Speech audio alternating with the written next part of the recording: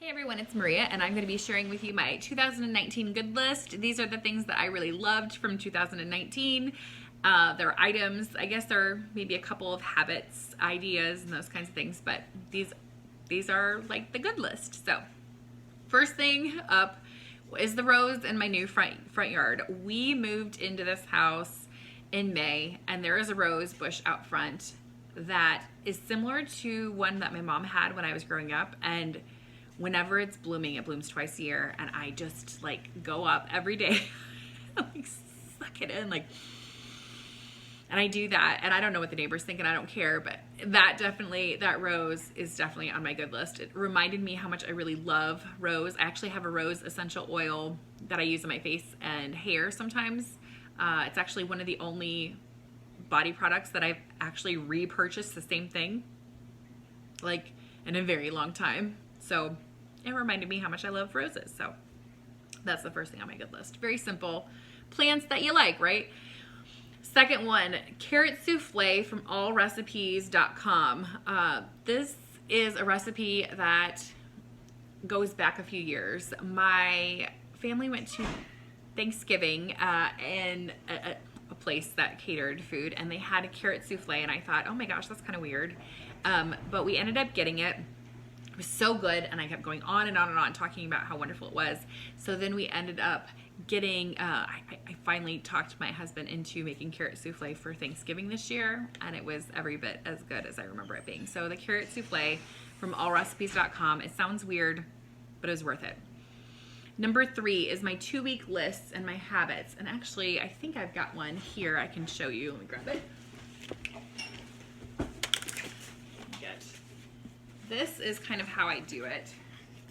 I divvy out family, home, school, friends, self, and I put checklists underneath them. And so I do it for 2 weeks because I feel like 1 week is not enough to do anything worthwhile. 2 weeks, you have a little bit more time to actually put things on there that might take a little bit longer. And it's been really good because I see kind of how I have different compartments and different roles and how I'm actually doing a good job at meeting all of them. So I really love my 2-week lists. I really recommend doing them. Number 4, the Lauren Daigle song, You Say, High Women by High Women, and Mercy Now by Mary Gother. Those are songs that I really have liked a lot this year, so I recommend those. I'll put the links down below. Number 5, watching The Good Place and making it with my kids has been really fun to do. I've enjoyed, seeing what they think about comedy and deeper thoughts. The Good Place especially has some philosophy and ethics questions, and that's just really fun to see what their opinions on. Number 6, the Ologies podcast with Allie Ward and the Lazy Genius podcast. Those are podcasts that I don't miss. There's also Heavyweight by Gimlet Media. I really have liked. Heavyweight is a conversation between two people that had an event happen and they never really sorted out what happened. And so he kind of facilitates what between these two people and finds out what's going on. So I like that one. Ologies is all about studying. Her tagline is ask smart people stupid questions. And so you learn a lot about different things that are random. That one does get a little explicit. So if you have kids with younger ears, pay attention to that. Lazy Genius podcast is shorter, maybe 15 to 20 minutes, focusing on some sort of thing that we can do better. Number 7, cardamom or ylang ylang essential oils. I have really enjoyed both of those scents a lot this year, and it's kind of fun having them in my life. So sometimes I put them on my bracelet, sometimes I just put them on my wrist. Number 8, I even have to show you. Peanut Butter Busted Knuckle by Quaff On Brewing. It's in Brown County, Indiana. This is my last one. And supposedly, according to the brewery, they will be making it regularly come January and not seasonally. I really hope so, because this is my last one, and I've actually called around to like all the liquor stores over the course of the last 3 months. It took me to finally find 3.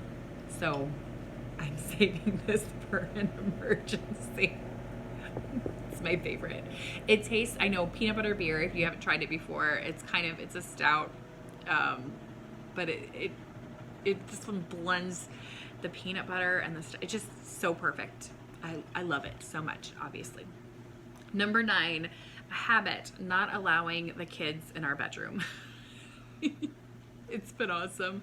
Since we moved in here, the kids are not allowed in our bedroom, which we have a bathroom attached, and it's nice because I don't have to worry about them walking in. I don't have to worry about any of it. It's just phenomenal. And number 10, limiting the amount of time I spend listening to the news and increasing the time I spend more doing local community activism, trying to improve the world, whether it's through reading, talking to people, going out and being part of groups. The news was really getting me down, obviously, but getting a chance to actually do something about the news, it's been a good change, and I hope that I get better at it this year. And number 11, another art piece. Actually, I'm going to do 12 because I can. Number 11 is Karen Halian is an artist that I found in 2019. This is the calendar. She does mashups. So this one actually is probably my favorite. And it's Merlin there's a TARDIS, there's Alice in Wonderland stuff, there's all kinds of stuff. She also has a history series. So you can see Carrie Fisher, Rosa Parks, Marie Curie. And then there's Anne of Green Gables and Gilbert Blythe. I just love that. And then the last one I wanted to show you, I'm going to do a whole video on, but I wanted to show it to you. This book, I actually supported on Kickstarter. It's Holy Troublemakers and Unconventional Saints by Deneen Akers, not sure. She basically got very frustrated with the lack of literature that talks about a diverse set of faith heroes for her children, and so she decided to make one of her own. The artwork in here is absolutely beautiful. There's LGBTQ people, there's people of all races, different countries, different faiths, and there's just maybe like a 5-page story about that person. After it, I cried when I opened this book. I wasn't expecting that reaction, but for me it was very moving to know that while I grew up and then changed my thoughts about things and then figured out new heroes, I can do that younger for my kids. I can show them a breadth of heroes that maybe I had not have access to. Some of my people are in here, and I'm excited to meet new people too. So this book also was one of my good things for 2019. So that's my good list. I would like to know what is on your good list, and I'll see you soon. Bye.